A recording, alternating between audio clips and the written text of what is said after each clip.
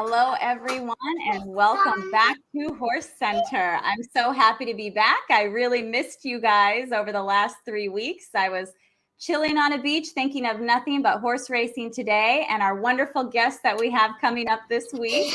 So thanks for having me back. I'm Jamie Martinez, and with us tonight, we have, as always, Swiss Army Sean. Definitely anything but average. Don't let Rich tell you any differently, Sean. And our very special guest tonight is Kent Sweezey, who came highly recommended as a guest.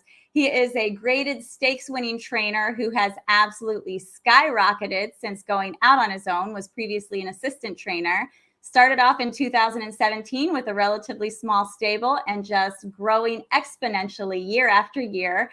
Welcome to the show, Kent. Thank you very much. Thanks for having me, guys.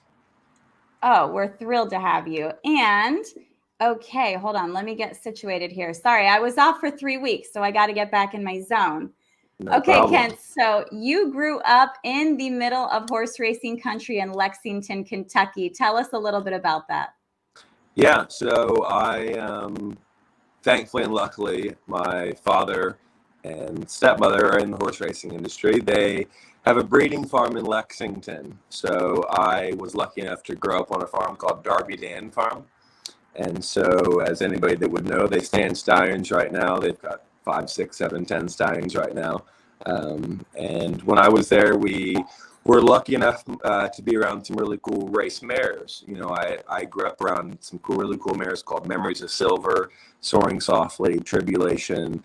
All of them actually were Grade 1 winners long on the turf. So growing up in the industry, it was interesting for me because I saw the breeding side of things so much more than, say, the racehorse side or sometimes the breaking and things like that. So growing up, that's all I really knew. And I visited the winner's circle many times and in graded stakes races all around the country. So I kind of thought it was easy. It must have been easy to do. We did it every other weekend. So once you get to the real, I realized how hard it is to do that. It was pretty amazing, and I was a really lucky boy to be able to do that. So, yeah, it was great, and it kind of gave me, I'd like to say it gave me a great head start into kind of where I am today. Absolutely. No better place to grow up in the racing world. And Sean, is his audio a little funny, or is it just my headphones? Yeah, there's a little static when so I don't know if you're turned up too loud, you're a little too close. In mine? Yeah, I know we were talking before the show went live and everything was perfect, but once again, doesn't change on my end. How's that? Yeah, I still hear that static. Should we have them click out and come back in? You can try that. Sometimes that solves everything. Sure, really yeah. weird. Let me just look. Okay, let me try that right now. I'm gonna take you right out. Okay, there we go. Yeah, it's strange. Sometimes it's that whole unplug the TV or unplug the computer and everything will go back to normal, and it does. Yeah, when we make the transition to live, I feel like that happens occasionally. Yeah, either that or they can't hear us, which is really weird because, again, we had a conversation before and we didn't have any of that kickback. So yeah, should I try to add him back in or wait for him to click a new link? As soon as he clicks the new link, you should be able to. Okay. Add him back in. Kent, if you can hear us, exit out and click a new link. I see. Well, click the same link. Yeah. Oh, click the same link. Sorry. Okay, there. Yeah. All right, we should be working on that. And Sean, enjoy your time as the big head. Yeah, Rich doesn't cut me a break with that neither. So it's not like I got a break with that for 3 weeks. He's perfecting it. Talk about your vacation a little bit because, come on, there's no way you were having that kind of fun and you were just thinking about horse racing today. There's no way. You guys are all I can think about. My life is HRT. Okay, Kent, say something. Let me hear you. How's that? How do we sound now? Perfect. Oh, yeah, look at that. Okay. It's not your end. There's something going on where when we go live occasionally, the sound just gets a little funky. But I was just about to say, we've already got our first comment from Willie Martinez. Good horseman, Mr. Kent. Absolutely. He would be the first one to comment. Good man. Yeah. Good man, Willie Martinez. Yeah. He's like 10 feet from me, but thanks for your support, babe. But, yes, indeed. Yes, indeed. It's funny, Kent, you and I have never met, but we have a lot of connections, oddly enough, because Willie has ridden your horses to victory before. So yay, congrats for you guys. Yes. And weirdly enough, I love the My Racehorse thing. I just think it's such a cute idea. I invested right away, and you train one of my horses, Carruthers. Which one? Carruthers. So interesting story, right? So when the My Racehorse thing first came out, there was a couple things that were going on at the same time. You had the it's like Amplify Racing. There were a couple things that came along with young people getting involved into a bigger aspect of the sport. And I think the My Racehorse thing came out, and I thought, well, I was a little bit I don't know. I kind of wish I had been involved in it from the beginning, because I thought I'm very enthusiastic. I love horse racing. I'll talk to anybody. I'll talk to a busy signal. So it was kind of a sure thing. So I didn't get a call or anything, and I thought, well, okay, no problem. Let me just sort of keep going and keep working hard and doing things right. And so then I clicked on their thing one day to invest in their horses. And along the way, it was like, I never got emails back. I never got any of that. So I was like, well, I don't know, I must have done something wrong. And so I said, okay, well, I'll just keep cheering for them. And I did. I liked their stuff. I retweeted some stuff. And I think that's great. What My Racehorse is doing is great for the business. It really is. Like, nobody will deny that. And so when I got the phone call from a buddy of mine that said, hey, I think My Racehorse might give you a couple horses. And I was thrilled. I think it's the best thing ever. I think syndicates are the way forward. And it's a great way for people to get involved into a sport that's, let's admit, it's pretty hard to get into. It takes a couple $100,000 to buy a horse at a sale, or it takes 20 or 30 grand to claim a horse in the races. So it's not the easiest sport to just jump into. So allowing people to come in I have a horse called Tap the Gavel, and there's 3,750 people that each put in $91. And I think that is so cool. That people, and I have some family members that owned a piece of Tap the Gavel before I even trained him. And then when I got to train him, it was like, it was a perfect fit. So anyway, I'm thrilled that I trained for him, number one, but I also think that it is not only the future of racing in a way, but so cool for young people, for new people, small people to get in the game. And I wish we did more of it. And I think I'm glad that My Racehorse has sort of spun onto the edge racing. That allows people to take a bigger chunk of a horse. That if you get the bug and you love doing the My Racehorse thing, that we can let you go in the next level, which is the edge racing. And anyway, as you know, I'm not going to pitch the racehorse thing anymore, but it's really cool. And anybody that wants to do it, I really encourage them to do so. So, anyway, next question. I love it. I mean, I trained and owned my own horses for years, so this is a different experience, but I love it. And your videos are great. I love when I get a video from you about Carruthers. You're so enthusiastic. Your love for the horses and your love for the sport just shine through. I'm like, that's why I actually originally contacted you, because it just bounced off of the email. You're just like, hey guys, let me tell you what happened with Carruthers. I'm like, okay. But he's a really funny horse, and I think if you own him, I want to tell you how weird he is, and that's right. I don't know. I think it's great. So I'm glad you do too. Yeah. And we've got a comment here from Terry. Hey, I love My Racehorse. I was lucky enough to have shares in Authentic. Oh God, I wish I was lucky enough to train him. Hey, you never know. You never know what's around the corner. I know, right? That's the beauty of it. Yeah.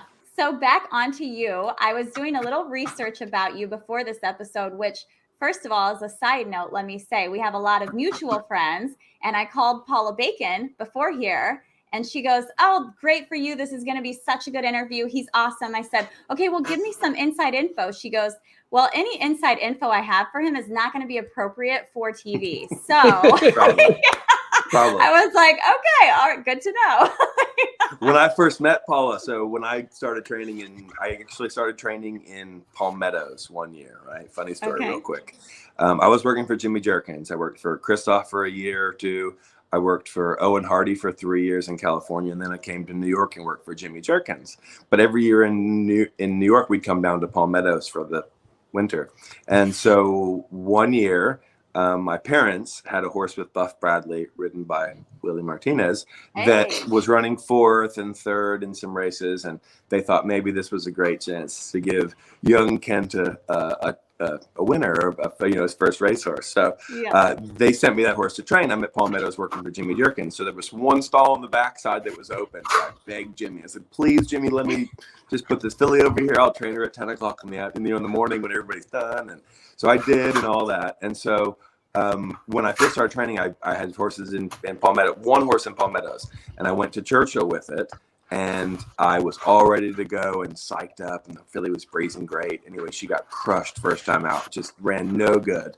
Then I cried myself to sleep, and I told myself this wasn't going to work, and then this wasn't the right decision, and oh my God, what am I doing? And so anyway, so I regroup, and I come back, and she wins next time for me, thank goodness. And then that was the end of the season, so it was time to go down to Florida. So I applied for stalls at fairgrounds. I had about 4 horses, and I said, okay, I'm going to fill out my stall application. And I put, on the stall app, it's got questionnaires, right? What's the name of the horse, how old it is, what condition it is, who owns it, right? I filled out every single box, Nowadays, you just sort of put the horse's name and just don't worry about the owner. But no, I filled out every single box and signed it professionally and did all my email address and stuff. And so by the time I pressed send on the email, I had a fax coming back from the Churchill Racing office that just said, no, please call. And I was like, oh God. So here I go. Like, I'm applying for my first stalls in fairgrounds, and I'm begging for them, and please let me have stalls. And they said no. So anyway, I go in the racing secretary's office, and he pulls up all my horses. I had about 6, right? And he said every single one of them needed to run in a different jurisdiction. Like, this one won't fit because of this. This one won't fit because of this. And I was heartbroken, didn't know what to do. So anyway, so long story short, I ended up getting to Tampa, and that's how I sort of got started, was going to Tampa. And when I got there, you had Paula Bacon, who not only is she a pretty lady, but she's also got 2 of the best leading jockeys right there on the farm. Always. So anytime I dealt with Paula or anybody at Tampa, I was just a young kid that didn't know what I was doing. I probably was using the wrong terminology. I probably told them the wrong races and all that. But it's amazing how Tampa has really got me started, and I picked up some really, really good owners at Tampa. I mean, I trained for the lady who owns the place, Stella Thayer. She's like the best owner ever. Awesome. I actually trained for her for a year, and it really gave me a great sort of a kickstart a little bit, and let me every year go back to Tampa, which kept my horses sound. And I can't say we made a ton of money because it was Tampa and the purses aren't great, but man, the horses stayed sound, and we got to run in some cool races, and it was just I couldn't have asked for a better sort of start to a career. So I'll always love Tampa, and I love to run over there, and even being at Palmetto's now, I'll shoot over there for the weekend, and my buddies are there, as you know, Jamie, and those are just really good people, and I had a great time doing there. Awesome. So happy to hear that. That's great. Yeah. So when I was doing some research on you, I saw something come up that I was really curious about. I never heard of. What exactly is the Irish National Stud Breeding Course? So when I was growing up on the farm, I didn't know I never really had a good taste of the winner's circle.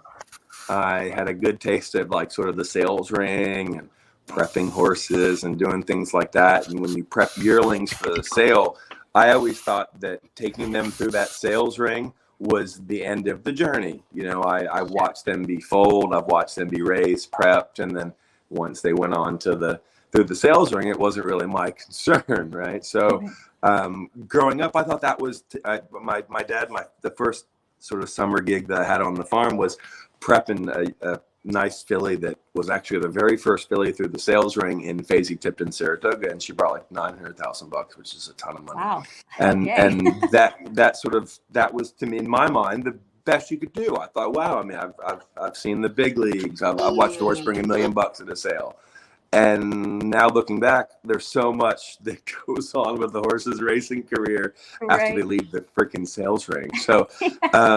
Anyway, at the time when I was working on the farm before I went to go work for Christoph, I thought I was going to run the farm. I wanted to run the farm for my dad and sort of raise a family on the farm and do all that what I was raised with. And then once I got to working for Christoph, it sort of I realized what the racetrack was about and kind of caught the bug. But before then, of course, was the Irish National Stud. So you spend 6 months in Kildare, Ireland, and drinking a lot of pints and cleaning out a lot of stalls. And that's kind of what we did for 6 months. Actually, it was crazy. There were people that were there that were professional jockeys. You had now future trainers, you had stud owners. And so anyway, it was a great experience. We went to Ireland, and like I said before, I thought Stormcat and I thought Danzig were just the premier studs in the world, and the Kentucky Derby and the Breeders' Cup. And I had no idea what the St. Ledger was, or the Guineas, or the Derby, or anything like that I just was never exposed to. And it's amazing how sort of closed-minded Americans can be when it comes to that, because racing outside of the United States is massive, and it really it takes the nation. Look at races in Japan and Australia and even England, and Royal Ascot, things like that are a whole lot bigger than what we think our Derby is. Even though we think our country stops for Derby. Yeah, I guess Louisville does, and maybe Baltimore stops in Preakness Day, but New York City does not stop in Belmont Day. But I tell you what, when the Melbourne Cup runs and when Royal Ascot's on, that really grabs their attention, and I think it's awesome. So anyway, it was great to experience that stuff, and it was at an age when I was sort of at the point of what am I going to do, and it was just a great time to get over there, and I met a lot of great people, and we worked hard and we drank hard and we did all that, but it was fun. And I'd recommend anybody doing it, really. I've had a couple kids now that I've sort of tried to lean that way and point towards that course, and they've done well out of it too. So it's a very productive course. Yeah. Awesome. Love it. So Kent, that wasn't going to be my first question, but now that you went there, why do you think horse racing is so much more popular in other countries and stuff like that and not here? What do you think we have to do to get to that level? Well, what do we have that they don't have in other sports? Probably, I would say, is the main thing. We have a LeBron James. We have a Tiger Woods. There are things in our everyday, when you pick up the newspaper, you're not seeing horse racing. Other countries, what does Ireland have? They have couple good golfers, and but I think it might I don't know, it might be the everyday sport so much. We're not the dad doesn't read the newspaper and see National Hunt Racing on the front page, that you would in Ireland or you would in England. I think, that's probably the main thing. The main difference is that horse racing might fall down the list in some categories here in America, where in other countries it's a bit higher up. I think we just have a lot of options. That's probably what it is, which is a great thing for us. Look how lucky we are that we have those options. But I do think that through social media has increased maybe the viewership of horse racing. Maybe I think it has brought it into some households that might not have usually known what the Derby is, what the Breeders' Cup is. Those kind of things I hope, and I wish that we can get them out into a bigger audience, especially something like the Breeders' Cup that gets to travel around a little bit. You can have Breeders' Cup. Look, we had it at Lone Star, and we had it in Woodbine. I mean, all those different places have their groups of watchers that I think, it can always grow. And so I think that's one of the things that we need to do, and as young stewards in the sport, to try to grow that a little bit. And every time we go someplace with a Breeders' Cup, to reach out to new audiences. And Santa Anita does a great job. One thing I'll say, Keeneland is Lexington's Lexington. You're always going to get those people to come. I think you can only probably grow the sport in Lexington so much. But other cities like, say, Los Angeles, for example, or even Dallas with Lone Star, wow, so many people there that they love sports. They love races. Who cares what kind of race it is, whether it's a boat race, a car race, a horse race. I think it's action, and people can't go out and buy a NASCAR. You can't buy a baseball franchise. What are you going to buy? Let's buy a racehorse. Let's go try to be able to compete and run and win some races. What? Like, is that not what you sort of go to high school for? Is that not the Friday night, that feel to it? Like, I think I don't know. It might sound silly, but I think that's what it's all about. So, but anyway, I think that part of the reaching out to different audiences is so important. I think the other thing that needs to be promoted, you brought up like LeBron James and Tiger Woods. Try having a 5-10 minute conversation with them, whereas you can go to the track and you can have conversations with the jockeys, the trainers. You can have conversations with the stars of the sports. Well, like I said about owning I can't go buy a racing league NASCAR. and have a chance to stand up on a podium and raise a trophy in front of 100,000 people. I mean, that gives me chills even talking about it. So I just think like that's what it kind of, like I said, it all goes back to that. Yeah. And as a little aside, anyone who was on horse racing Twitter this week saw something that you don't ever really get to see in other sports. I mean, we saw like one of the top 10 most famous trainers in the country really duking it out just with a fan, basically, like very gloves off stuff very, there. Exactly. Coming right into your living room kind of thing. You know? And someone had posted, like, where would you ever see this in any other sport? Like, you're never going to see, like, the owner of the Dallas Cowboys, like, you know, true. Right. No, you're right. The Twitter boys it's been interesting. It's not interesting, but it's been curious to watch how they've progressed throughout their existence as well. And I think, listen, they're great for the sport. All those guys on there, they're gamblers, they're young guys, they're having fun, they're wanting to grow the sport, but at the same time they're wanting transparency. And in so much more, not so much of the Chad Brown, but just in general, whether it's the steward's decision, whether it's why jockeys ride certain horses or why you did this, and instructions on horses that they don't get to see because they're not the owners, they're the gambler side of things. But we as owners and trainers need to remember that they're a huge part about what we do. And so we also have to keep them informed, and their opinion does matter, as small or large as it may come across. So that was wild. I had so many people text me about it, and I thought it was people that it wasn't the usual circle. It wasn't my crew of buddies. It was outsiders that were saying, what's going on? You know, and I of course I'm just like, not sure. Maybe somebody's got his phone or this and that, but it's you don't see glued to in Twitter other sports. You don't see LeBron or you know, people like that barking back at the haters on Twitter. So anyway, I'm actually glad that Chad can have a voice, and if he feels like he needs to say it, then say it. It doesn't matter. It's okay. He's still going to be Chad Brown. You know, so at the end of the day, if he feels like he needs to say it, do it, Chad. You got it. So isn't that the sad part? We can all watch. Isn't that the sad part, though, that people were texting you that probably doesn't normally watch horse racing? Somebody could win the Triple Crown and they probably wouldn't text you, but now we have the Swinner beef and people are texting. It's right. Like, we've had plenty of people on the show that have said great things, and the number one thing is Chantel Sutherland saying that jockeys talk. People had an issue with it because they're fixing races, which is not what she said. All publicity is good publicity. Okay? Exactly. Any PR is good PR. All right, now getting back to you, Kent. All the trainers you've worked with, what do you think each trainer, what do you do every day that you could go back and go, this trainer really taught me this trainer really taught me that I'm using today? I was at a certain stage of learning when I worked for everybody that I worked for. So when I first went to go work for Christoph, my dad taught me all the fundamentals, right? I could take care of a horse. I could lead a horse. You could give me any horse in the barn. I'll control it. I'll make it cool. You know, all good. When I went to go work for Christoph, I couldn't put a polo bandage on a leg. I have kids in my barn that can put a polo on at age 16, however old, 18, whatever, how old they are. And I couldn't do it when I went to work for Christoph. I learned that. Obviously, I learned that sort of stuff there. When I went to work for Christoph, I was a barn foreman. And when you're a barn foreman for Christoph Clement, you don't leave the barn. And you know every single thing that goes on in your barn. So I couldn't tell you when the horses were running because that wasn't my job.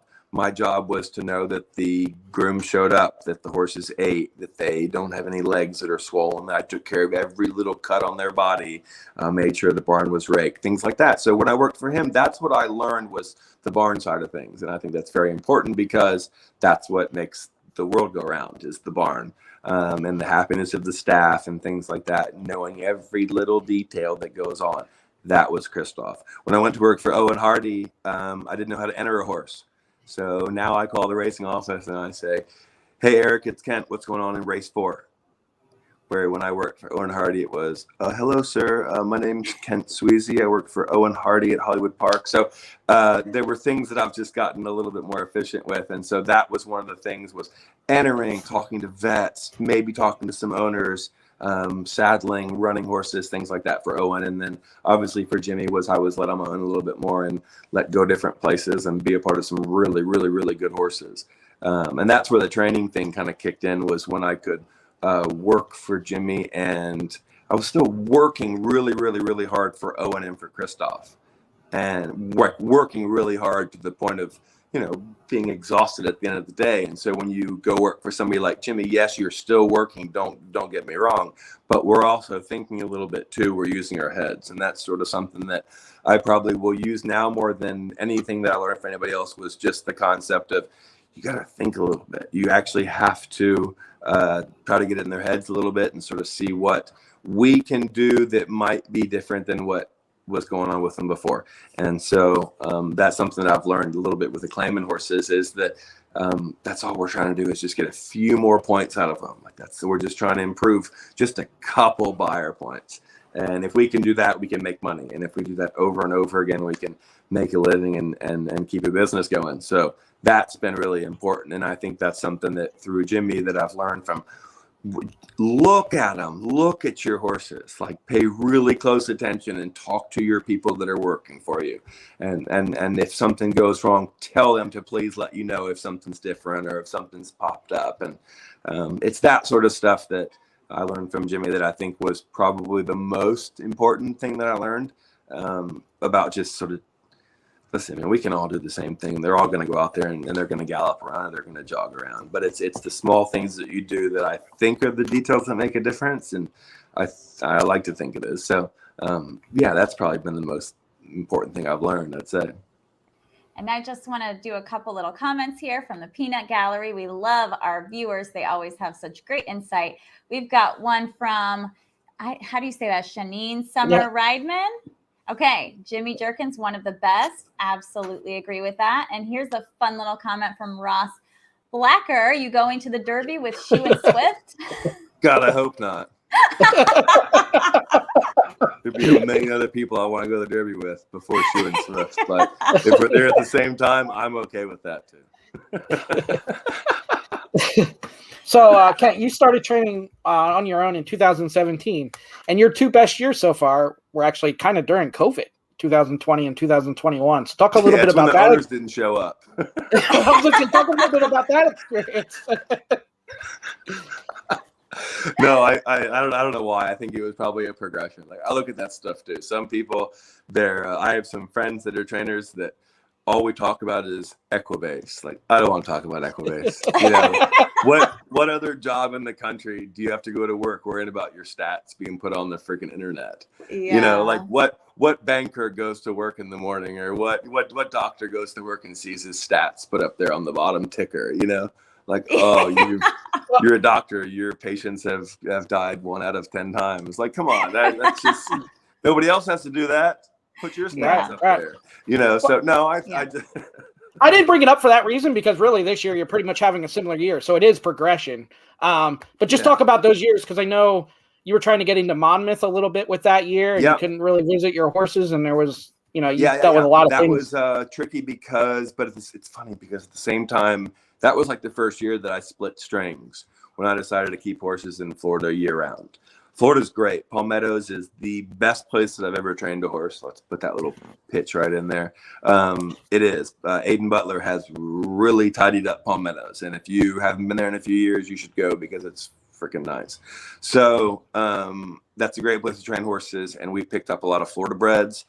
We picked up some people that live year round in Florida. So we decided that year to keep horses in Florida. Great, whatever. So then we send horses to Monmouth as well. And going back and forth with COVID was really hard to do. So fortunately, I say fortunately, if I could say that I have 60 horses or so in training right now, I bet 35 of them are owned by one person. I don't have one person that owns 25 horses. I don't have one guy that owns 6. I would say my biggest owner right now might be my Racehorse at 4, maybe 5 if I have 5 for him. So, which is kind of crazy to think. So anyway, that being said, they didn't go to the races during COVID. And I jokingly said that I did so well because the owners weren't there, but like, I don't know. I do think owners and trainers definitely perform better when the owner's not there. I promise, you know? Yeah. So, but no, anyway, so it was, they couldn't come to the backside. They couldn't come to the track. So it might've been a good year. If I could say that I would have been stretched, would have been that year. That was the first year that I would have felt the stress of being in two places. And maybe I'm lucky that it was the year of COVID because nobody could see the stress in my face. That might have been a blessing. So, but yeah, I think that the COVID year was the year that I had two strings, but when we sort of really did well in both places too, that I could say that we traveled around a lot in Monmouth. And then we kind of crushed it in Florida too. So it was the best year and then the next years after that I did it last year. I can do it this year too. So the fake it till you make it thing worked. We faked it for a year and we kind of made it in both spots. So it worked. We've got another comment here from Paula Bacon. I knew she would be tuning in. Had no idea you worked for Owen. Great guy and very insightful. She's trying to ride for him at Tampa. He's got horses at Tampa. She wants to ride. Okay. And Paula, I'm still waiting for I know the those dirt. chicks, Paula. You can put it in the comments. Well, it's fine. We'll roll with it. Chad Brown's going wild on Twitter. Everything goes, okay? Yeah, exactly. So, Kent, we talked a little bit about, you said about Carruthers being a little bit of weird antics. Can you tell, people always love hearing about the horses. Can you talk a little bit about some of your horses and the weird antics and how each has their own personality? Yeah, for sure. So let's just use the couple that my Racehorse because they're the easiest ones to talk about. So Carruthers is like a punk, right? So we breezed him at Palmetto's the other day, and I was getting, here's the deal. I was getting ready to run to the races, and it was we breezed on the turf at Palmetto's. Thankfully, we can breeze on the turf. It's like the best thing ever. So I'm breezing on the turf. I breeze Carruthers on the turf. He sits in behind a horse. It's the most beautiful work. It looked like freaking Chad Brown's breezes, right? It was beautiful. And I had to go to the races like soon after because I was in like the second race or had to claim or something. So I was kind of in a hurry. And so I get back to the barn. I'm watching him cool out. And I wish my barn was smaller because I wanted him to make the turn again so I could take the video. So every time I'd start the video, I would say, "Hi, my name's Kent Sweezey. We're at Palmetto's. Here's Carruthers." And then he would do something silly on the turn every time he comes around. And I just was like, "God darn it." So I said, "Here, give him to me." And so I grabbed him. And I said, I didn't send the video to my Racehorse because I was probably cursing at the horse. But I was like, "Come on, Carruthers, just help me out here. Let me take a video while I'm holding you." Because so many horses, it would be a great video. Like if you're actually holding said horse that you're talking about, like isn't that even better? So anyway, he's just ornery. He's just a pain in the butt's what he is.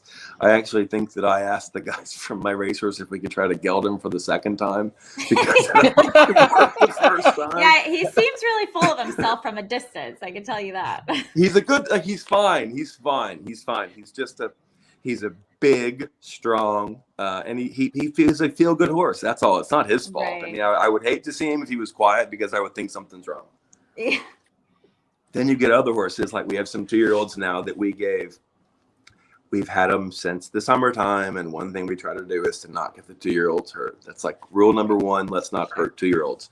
So thank you for that. Because all you want to do, what if you just bought a horse and I'm going to call you 3 months later and say, "Oh, I'm real sorry, Jamie, but I think I might have chipped your horse's knee." It's like, why? And listen, so much of it happens just because they're horses, but there are ways to prevent it. That's called just going slow.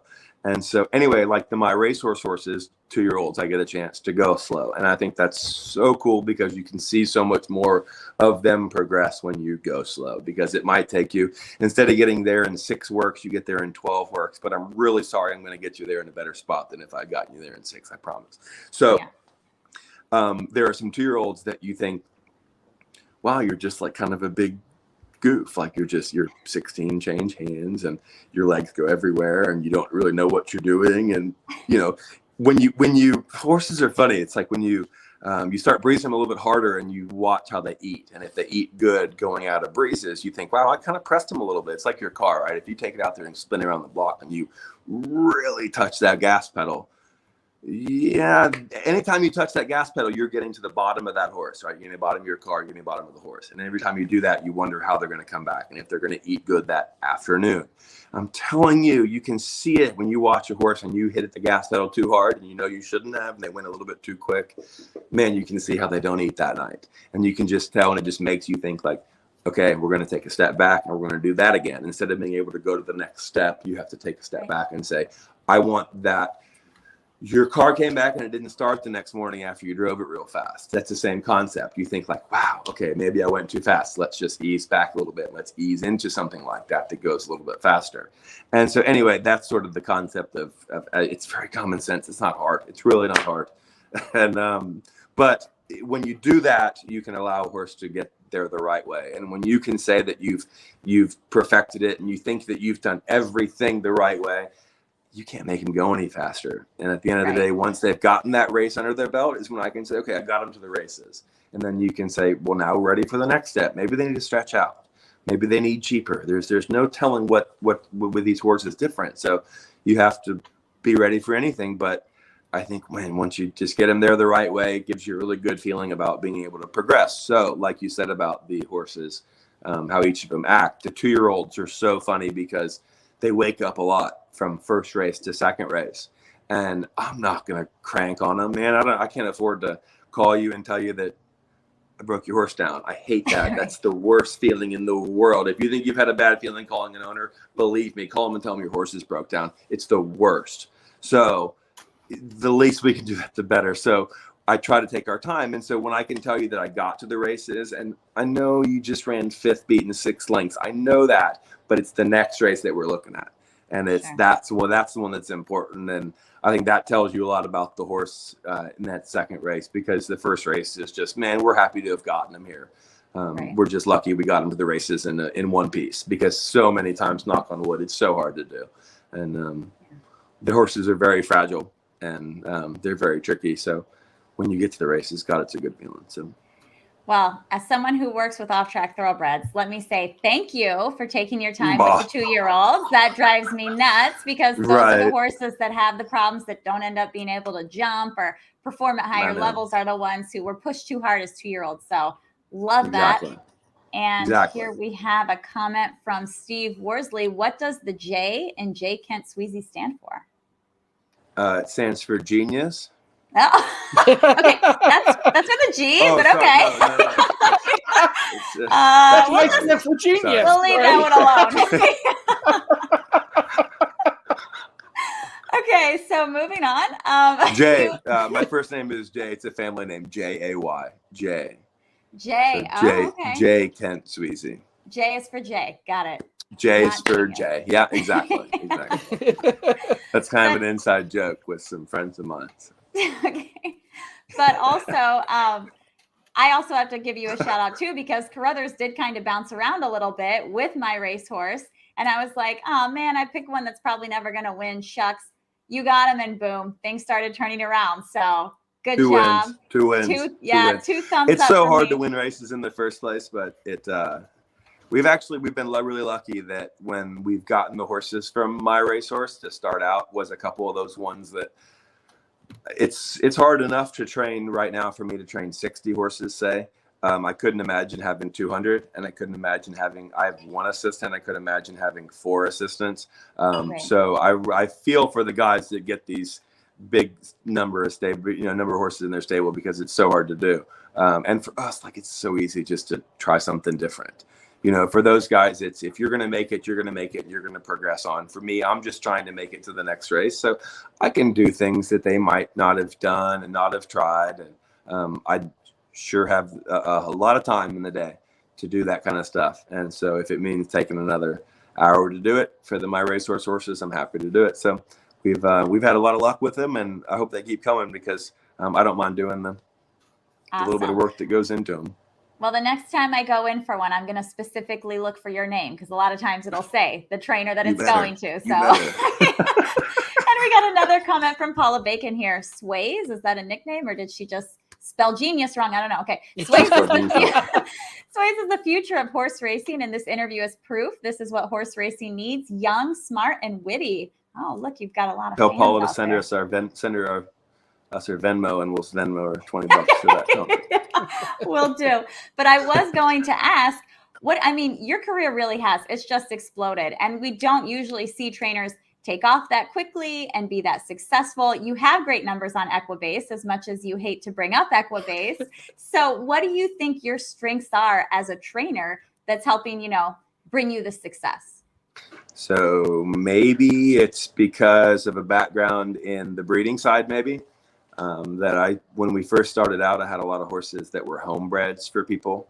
And I know what it took to get that mare in foal. I know what it took when you weaned the foal to make sure it didn't run through a fence missing its mother. When we broke it as a yearling, or we tried to sell it and it didn't sell, and then you take it to the 2-year-olds. And I know all those steps because I've lived them, and I live them right now because I have a lot of horses myself that I own pieces of. So I understand the little pieces of it. So when I call you and I tell you, hey, Jamie, you paid $350,000 for this horse, but can I run it for 20?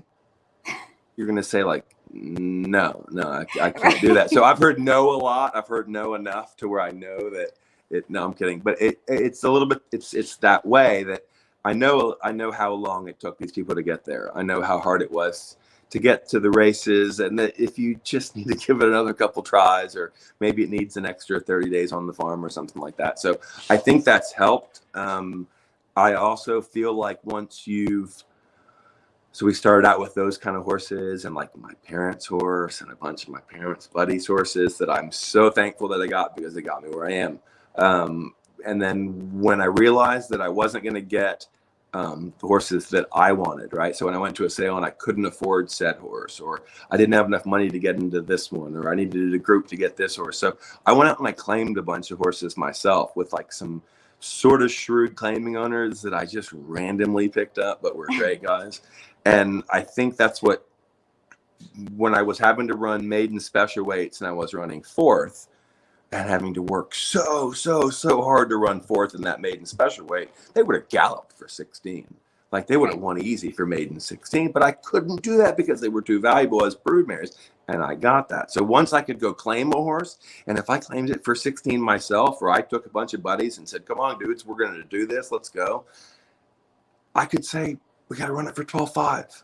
And we did it. And it was a W. And it sort of proved that there are also, you almost have to have a couple different slots of horses that you've got. You need to have the homebreds. You need to have the claiming horses. And then I think you might need to have those upper level, maybe stake horses, if you can be lucky enough to have, because that's so important to do, because you still have to win those races. The middle part of those people that send you, I have horses for Mandy Pope. That is awesome. Mandy has a great breeding program. I am not getting her A string. I understand that. So I'm going to run over my head sometimes, and that's okay. That's going to kill my percentage. So I have got, but I'm down to do it. I love to have horses for Mandy. That's great. But I'm not going to win so much. So I have to win races. And by winning races, I need the other third. I need the claiming third. And I think that's what has got to keep you going. You see guys out there that they get to a certain point and maybe they plateau a little bit because they have gotten better horses. That's great to go to a 2-year-old sale and be able to buy a horse for $150,000. That's awesome. But man, it's hard to get a good horse. And even for $150,000, it's really hard to get a good horse. What if that horse just can't run? I'm sorry, it just can't run. Yeah. You got to be able to say, I'll give it a couple tries at the maiden special weight, but either we need to give it time or it has to run for a tag to win. And if you do it enough, if you have enough in training, then people are okay with that. If it's your only horse, it takes a. Oh. Uh-oh. That wasn't good. I don't know. What happened? I don't know. We got a great comment here from Sean Nolan. Kent is the man. So proud of how far he has come. If I own one someday, he's my man. That's lovely. We'll check in with Kent right now and see what's going on. We were both worried about our internet connection, and just like that, poof. I'm texting him right now. All right, go ahead. You got this, Sean. So while he comes back tomorrow, we have Maddie Rowland returning, the young superstar jockey that, I mean, when the first time we were on, we couldn't have been any more impressed. So, and she's won all done better, even better things and performed that much better since we had her on last time. So she'll be fun to talk to tomorrow. And then Yes. Wednesday, we'll talk to Kylie Wellington, who Yes. She's works awesome. does some of the riding on this, and she wants to be a jockey. So I think Yes. being a jockey is coming pretty soon. She's assistant training right now as well. I mean, Okay. she has seen a little bit of everything. She's super young. I think she's only like 21, if I remember, 20 or 21. I thought that's what I saw. Yeah. Yeah. So she's very young, but she's already seen a lot of different sides of the business. And I am so curious to talk to her because she can talk a lot about the sexism of the sport. She is all over that. Her social media is absolutely lit. So that'll be great. Hi, Kent. Welcome back. Glad to have you. Did you fire me? We did no, we would never Fire me yet? We were actually praising you. We got a comment here while you were gone from Sean Nolan. Kent is the man. So proud of how far he has come. If I own one someday, he's my man. Love it. Look at that. Love it. Love it. Love it. Love it. You're picking up owners on the show as we speak. Heck yeah, of course. Of course. So when you go to the track and your horse is in the race, how often are you right on this horse is definitely going to win today? This horse isn't going to win. Like, are you pretty accurate on that, or is it sometimes shock you? I wish I could give a thumbs up or a thumbs down. I wish it was as simple as that. Thumbs up meaning they're going to run good. Thumbs down meaning I don't like them. There are horses that you know in races, and not even because there's something wrong with them by any means. It could just be that they're in a tough spot, or you've got one that's run a couple times in maiden special weight and it's run 4th and 5th, and the owner says, okay, let's run it for a tag. And you think like, bam, thumbs up. Like that's a big advantage. And it often doesn't times take a genius to realize that. So that's why I wish I could just, a lot of times when people ask me, I get a lot of guys that gamble that have horses with me that say, what do you think about your horses today? And I just kind of give them thumbs up. I'm like, I like them. Not meaning they're going to win, but if you're betting a pick 6, you better use them. Something like that. I'm not telling you they're going to run off the screen. I will never tell you a horse of mine's going to run off the screen. I think that's crazy to think, unless you're just taking some crazy drop, or the horse is just doing awesome, and that happens 1 in every 100 times. So but yeah, the thumbs up thing, I know they're doing good. I mean, I can tell you that they're eating, that they're in the right spots, and so can you. Besides the fact that if you ask me how they're doing on my end, if you like them on your end, and you say, how are they doing? Thumbs up means put them in, play them. Don't go bet your mortgage on them to win, but I wouldn't recommend that to anyone. This is horse racing. Yeah. My dad was an owner and trainer, and he had an interesting philosophy. Anytime that he had a horse, he would bet all the other horses because he didn't want to lose twice. So he was either going to win the race or he was going to win a bet. So he'd be rolled off now. Right? Yeah. Somebody asked me yesterday, they said, do you bet your horses? And like, I was watching the race and I had a big smile on my face and I was like really excited to watch this filly run. And it was his buddy that owned the horse. And he said, do you bet? And I was like, heck no, man. I've got enough riding on this right now that there was a time when I worked for Jimmy Jerkins, we had a couple, there was a horse called Delta Prince that was a really nice Stronach horse that Jimmy trained. He might have won a grade 1, I think, with him, like the Maker or something, or he won some grade 1 with him. Anyway, when he ran first time out, the barn loved him, right? I mean, he was just a monster. We loved him. And Rosario rode him first time out, and he came back and he was like so happy with the way he ran, and was like, so this is Rosario was just like, man, he ran great. And me, the groom, the other assistant, wouldn't speak to Rosario. We're just like, cussing him out, like, you got the horse beat. But he ran such a good race, and it set him up for a really good career. That was one of the examples of the time where it's like, man, don't bet the horses. If they win, we do good if they win, and if they don't win, at the end of the day, it's so hard. What do they say? Hall of Famers leave the racetrack upset 80% of the time. You lose 80% of the time. You're going to walk back in your car and punch your steering wheel, I'm bummed out. Come on, man, it's hard enough as it is. So I don't need to lose money in the process. Right. I don't think that you leave upset 80% of the time. You seem like one of the most positive people I've ever met. I know, but we put so much into it. That's the thing. It's like, if I didn't wake up at 4 o'clock every morning, if I didn't give a shit and I just showed up when I wanted to and did what I wanted to, that's fine. But we put a lot into it. And I kind of pride myself on the fact that I tell the owners a lot. I let the owners in on things that some people maybe don't tell owners about or don't let them in on certain things. And so when I do that, it opens me up for a lot of criticism if it doesn't work out. So like I said, it's so hard to win races. People just think it's easy. I don't know how they do it. Yeah. We got another It's comment a really here. hard sport.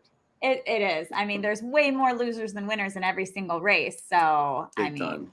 To be winning more than 10%, you're at the top of your It's game. really hard to do. The crazy thing is that 10% means you lead 10 horses over and one wins every 10, obviously. Yeah. Right? But if you talk about my last 10, I can tell you about why these horses didn't win each race or what kind of, because the race didn't go for them and I had to put them in a spot that they're not going to win.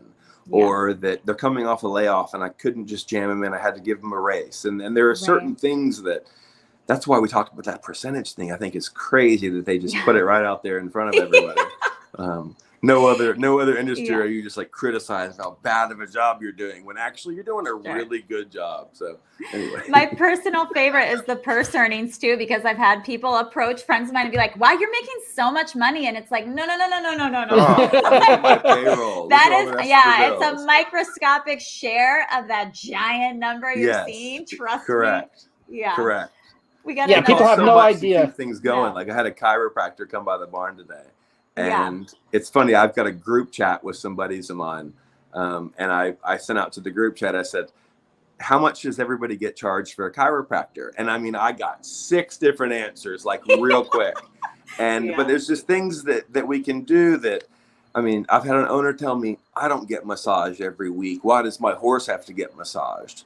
And I'm thinking, if you're getting out there being bullied by LeBron James every day, I promise you're going to want a massage. And that's what racehorses are up against it, man. They're really, it's hard to keep a racehorse in prime condition, and it might cost some money that other people might not be wanting to spend. So that's where I think we do really good with horses, and we just take our time and do the right thing.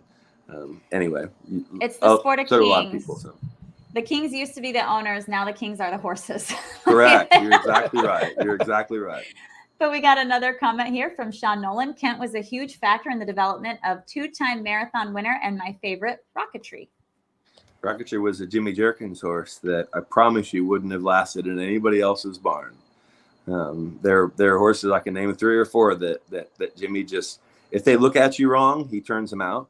And that's a great thing because it means they stick around a little bit. You know, there are other barns where you never see a horse come back at 3 or 4. There are a lot of those. And so anyway, I just think it's cool that I wish I could give horses just vacations whenever I want to. I wish I could do that. I wish it was that simple. That's why it's nice to own some of the horses that I train because I can do what's right by them. And I think that's maybe what carries the rest of the stable is when you take care of them, they seem to carry the barn. And so anyway, I think that's a huge thing. And with Jimmy Jerkins and that horse Rocketry, like who was the other horse? Preservationist was another horse that I think Jimmy stopped on him 3 different times. Like, could you imagine having a $495,000 yearling or whatever he cost? He was by Arch, out of some crazy family. They paid $450,000 for him as a yearling, and Jimmy's going to stop on him like 3 times. Would that not just be like frustrating as hell? But like credit to Centennial Farm for their patience because they got a grade 1 winner out of it. But man, there's so many horses that just, it's too bad. Those make the best stories too. Everyone loves they really a comeback, you know. They really do. So we got a comment here from Terry Hay, another great guest. So honest and forthcoming. Yes, this has been amazing. I'm so glad I got to meet you, Kent. And I'm always cheering you on because you have my horse. But now I have even more reason. While you brought that up, Kent, what is your thought? We know the fans' thought. So trainer thought, and I'm just saying situationally, not just on Flightline and their owners. What's your thoughts on that whole thing? With retiring a horse that was so great at Flightline after, 5 starts? Yeah. 6 starts. 6, whatever it is. Yeah. 6. I don't know, man. I don't know the horse himself. I've never seen him up close. It's definitely I don't think it's great for racing to retire a horse like that, but we don't know. A lot can go on with the horse, and they've come this far, and I think maybe it's a matter of how many more races can we get? We're going to maybe get 3 or 4. He's run for 2 years, and he's run a couple times every year. So that being said, I don't know. I obviously, man, I'm a fan. I love horse racing. I want to see horses run. And I also don't know the details of it, and that horse is worth a lot of money. So I can't speak for anybody like that, but I tell you what, I'm sure John Sadler is probably so relieved that horse is gone. As he will not forget one day that horse is in his barn. But man, I bet he can sleep good now that he's gone. I was gonna say that. I couldn't imagine that, man. I was really couldn't imagine. You asked that question, like, dude, waking up in the morning. I mean, I know John gets up crazy early as it is right now, and we all do. But dude, I'd be there at 4:00. I mean, you'd have to be. You'd have to be. They talk. I get up for horses that aren't running that fast. Imagine if you had one that. I would sleep in the stall. How early to make you get sure. up for him. Like, what if they got cast in the stall at 1 a.m.? I'm just staying there. I know. Oh, cameras. You want to talk about cameras on horses? I'd have one on them all the time. Yeah, absolutely. I was gonna say, I'm sure you would welcome the problem, but can you imagine having a horse like that? I know. I remember like watching his works when he first came out, when he had his coming out party, a couple of those races, and they videoed John Sadler, and just when the horse passed the wire, you could see him take a deep breath, and that's in a freaking work, guys. That's in a work, and I couldn't imagine, as cool as it would be, but. I mean, I know how much pressure I'm under right now with 60 horses. I couldn't imagine having a horse like fly by. Yeah. Be a great problem to have, like you said, but huge because if problem. something happens, everyone's going to be looking for a place to blame. So you're right. And never John's going to be the first line. one to get it. Yeah. Right. Big time. Awesome. All right. Well, you got anything else, Sean? So we'll end with you got a few runners. You got some runners Friday, and then you got some Saturday and Sunday at Gulfstream. Anything to look out for? I know I've got a couple horses in that we're dropping a filly in on, I think that's Saturday. I have a horse for some guys that are, when I first came down to South Florida, I met a guy named Tom Lacey, and he's big on Twitter. His Twitter handle is Big Mike Stanton, and he's come around the barn almost since day one, really. And initially it was because he was my buddy and we'd go to cigar bars and smoke cigars. It was random, right? And so he'd come by the barn a couple of times a week, and it was great. We'd see him at the races, and he's really become part of our everyday in the barn. Not only does he know every horse in the barn because he's got a crazy sick memory, but he's just a really good guy to be around. So Tom, Mike Stanton, he's got a buddy of his, is a local guy in Delray that has put in some money, and we claimed a few horses for him. And so long story short, when you are on the outside looking into an operation, say like ours, it might look easy. You know, you don't understand why horses just leave and why they come in and how quickly they're just interchanged and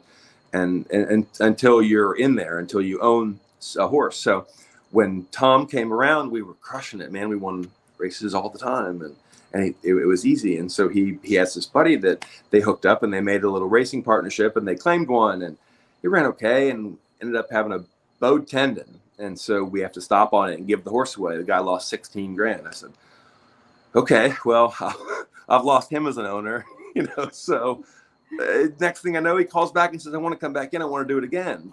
And I was like, okay, but when you do the lower level claiming races, there are things that are wrong with those horses that make them lower level claiming horses. Not many times do they just happen to be that way. They've just come down the ladder a little bit, or little things have nagged them that have dropped them down. So he said he wanted to do it again, and I was like, dude, we've been through this. You lost 16 grand, you know. And anyway, he said he wanted to do it. Let's just do it. And I said, cool, I'll do it for you. And so we did, and the horse was off for like maybe 3 months after his first race. We patched him back up and got him to the races, and he split the field, and then he got super sick after. So my man's run the horse like literally one time in probably 8 months. And we got him so good the other day. He ran a huge race and ran second in an allowance race, right? Bang up race. And he's coming back again, and he's going to run again for us on Saturday. And so I'm super psyched about that. That would be the number one race that I'm kind of looking forward to, just because I love those old hard knocking horses. I think that's the bread and butter. Like Jamie, you see them all the time. Those are the cool horses in racing. And this is a horse called Heals the Soul. And I think he kind of heals the soul a little bit too, because we gave him so much time off. Yeah. And so he's going to run in an allowance race that's real competitive, but it's on the Tapeta surface. So he's run good over it before. And I don't know, man. I'm just excited about running him on it and think that he'll run a good race for us. So that's my excitement of the weekend, I think. Don't tell the rest of the owners, but that's my excitement for the weekend. Well, we will definitely be watching, and hopefully none of your other owners are watching. So Yeah, fine. Awesome. All right, Sean, you got anything else? Or? No, that's it. Wish you luck this weekend and wish you luck with the rest of your career. And we'll definitely have you back on. It was fun and enjoyable and very informative. Yeah, we try to keep these interviews to half an hour, but I mean, we could literally talk to you all night. I know. I looked, I was like, oh my gosh, it's been an hour. What? It's funny. So I think I texted you yesterday and said, is it going to be just audio or is it going to be video as well? So I thought it was going to be 8 o'clock in the morning. Today. So listen. So today is our day off, if you will. Like I get to sleep in because it's a Monday, and I go to the barn for like maybe an hour and just check in and see my assistant, watch a few horses jog or whatever. And so I was like, man, I hate to have to get up at 8 o'clock in the morning. But then I thought, good thing it's today and not yesterday, because I would have been watching Kentucky basketball last night. So as much as that sucked, I would have gladly stopped it for you guys. I apologize. Note to self, make sure anyway, thank you all very much for having me on. It was great, nice talking to you guys, and thanks for everything and all that. No, you're awesome. Continued success in your career. We can't wait to keep watching and see where you'll head next. I'm sure more graded stakes wins are in the near future. Thank you so much. Have a good night. You too. Bye-bye. Okay. Oh, he's great. Absolutely. Love him. That was Never awesome. met him before. I could kind of figure out a little bit through Twitter and stuff that he was just pretty blunt and awesome, and you can see how he's performing great, even with just the equal base numbers that he hates. But I think his equal base numbers are very impressive. Yeah, I'd be fine to say I have 14% winning. What is it? I believe 14% win, 40% in the money. Fifth year training. And absolutely. Sign me up too. Like a lot of times you'll see those big numbers from like teeny tiny stables where it's like 2 horses. I mean, he's got like 60 horses. That's a lot. And then split between Monmouth and Palmettos. I mean, he's got it figured out. He's definitely on his way to the top, in my opinion. Yeah, absolutely. Like I said, those numbers, your first 5 years, absolutely. And should only get better from here, hopefully. Absolutely. Awesome. Well, I just need to give a quick shout out to all of the lovely guys that I work with here on Horse Racing Today, because this past week or two, I started getting a huge Twitter following out of nowhere. I honestly don't know why. I'm not upset about it. That's great. But with that comes a shocking amount of sexism. It has been wild. The private messages and the things people calling me out on, like obviously the inappropriate sexual things are just like, okay, that's crazy. But then just a ton of people completely discounting my opinion and discounting anything that I have to say, pretty much just based on the fact that I'm a woman. And then also disparaging the female jockeys, throwing me in with that as if I have anything to do with riding, etc. And it just blew my mind. And I even texted you about it, Sean, because I was like, this is crazy, this hate. And like the whole Horse Racing Today team is all men except for me, as far as I know. And you guys are awesome. I mean, I don't pretend to be a professional handicapper or anything like that. I feel like you guys are so much more knowledgeable. I'm just a horse girl who happened to have been raised at the racetrack. So that's how I got all my knowledge, was just boots on the ground. But you guys are so respectful. You include me in these discussions. You had me come on the Breeders' Cup handicapping show, even though I am not a handicapper. Like, you guys are great. And I mean, it takes all kinds of people, just because you think that you have this great knowledge of handicapping, you don't have to lord that over other people. Just, be secure in your own ability. You don't have to down others and be like, oh, you know nothing because you're not exactly like me. Bro, think outside the box a little bit. You don't have to run around disparaging people. Yeah, I could go on another hour on this subject. Like I said, doing socials now for Horse Racing Today, doing socials part-time for TVG. I see it all the time where you bring up a jockey and she's a female, or a trainer and she's a female. You at least have 1 or 2 people, and sometimes it's the same person every post that has to say something, which I don't understand. Like you said, just go on your own. Like, I don't know why you would feel why you feel threatened or anything else. And also, like, we've had female jockeys on, and we've said how, you know, we've been impressed and they're going to be a top jockey. And then you got people, oh, well, there's no female jockey in the last whatever that's been in the top 10. Why does that matter? They probably weren't given the same shot. You know, we talk about that all the time. So I'm not sure what the problem is. Honestly, I don't know either. Honestly, I think it's crazy. It's a bigger problem than some other things that I've talked about in the news. The sexism is actually a bigger problem. I don't understand it. And as far as not having any females or anything else before, we kind of, this whole thing just kind of happened, you know, by accident. They were looking for people. Yeah, no. So we recognized right away, hey, we should have a female on this show. We've recognized one thing that we're missing in the industry that we would love to have. We would love to have two people come on a show, do a show like us in Spanish. Because it would open a whole nother audience. It would open up more depth. Hey, Willie's off for the winter. He's in the next room. Let me know if you need him. There you go. Willie can do it. So, and here's this comment from Terry. You do a fantastic job, my wife, and I love you. Thank you so much, Terry. I mean, I honestly got to meet most of the guys who work with the show because I only really met you and Rich previously.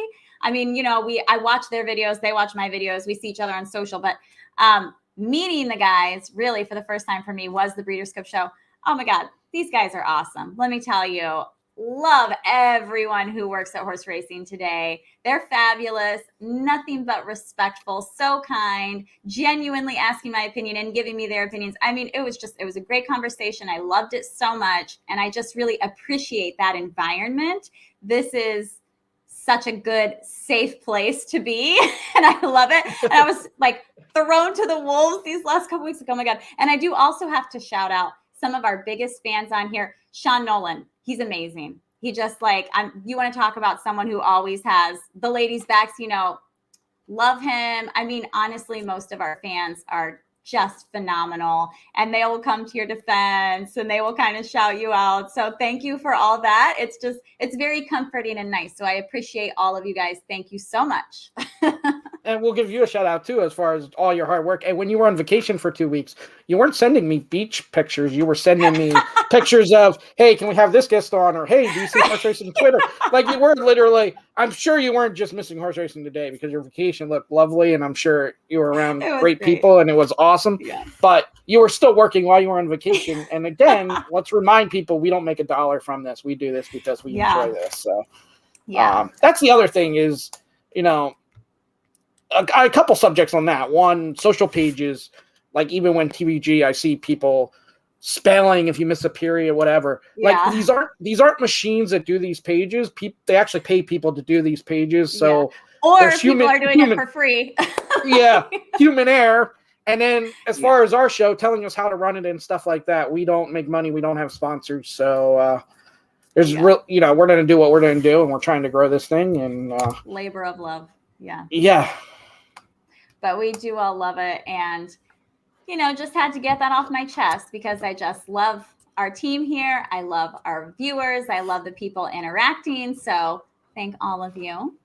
And that brings us wire to wire today on Horse Center. We're ending on a positive note here and looking forward to the week. I am so pumped about Maddie Rowland coming on tomorrow, the day before Tampa Bay opens. That was like epic timing. So I'm not sure if you're the one who put that together, but that was great. I don't think that was because of that. That just so happened to work out like that. So sometimes it just kind of falls in your lap and it works out perfectly. Perfect. And then on Wednesday, we'll have Kylie Wellington, who, as I said earlier, she's got a lot to say about all of this. She's been through some things and she's on the other side of it and just carries herself very well through all of it. So we can touch on that more on Wednesday, but what else? We could touch that on with Maddie Rowland too, because the first time we had her on, I mean, her attitude towards it was just, you know, I don't care. And it was awesome. It was absolutely awesome. I think she came up with the most quotable thing from horse racing today so far. Don't take anyone's shit. Love it. Yeah, there you go. Yep. Awesome. And what else have we got going on, Sean? That's of course we got the daily show tomorrow at noon with Terry and Rich, and then Wednesday we'll have Charles and Rich, and Thursday Charles and Rich. Obviously Friday then we do the international stuff, Tom and Rich, And then also any of the sports players out there, pickswiththeprofessor.com. Yes. He's constantly putting picks out there for free. He's at Professor Sides on Twitter. He's always tweeting out about lines changing, who to go with. So if you do that kind of betting, he's definitely one to follow. Again, you can get a lot of it. 98% of his stuff is for free as well. So it's a good follow. Yes, for sure. All right. So as you see the little ticker going across the bottom of the screen here, please continue to follow us, continue to interact. We appreciate it so very much. It helps us with the algorithms. It helps our mental sanity as people are attacking us. We're like, well, you know what? We got fans. So take it and shove it, right?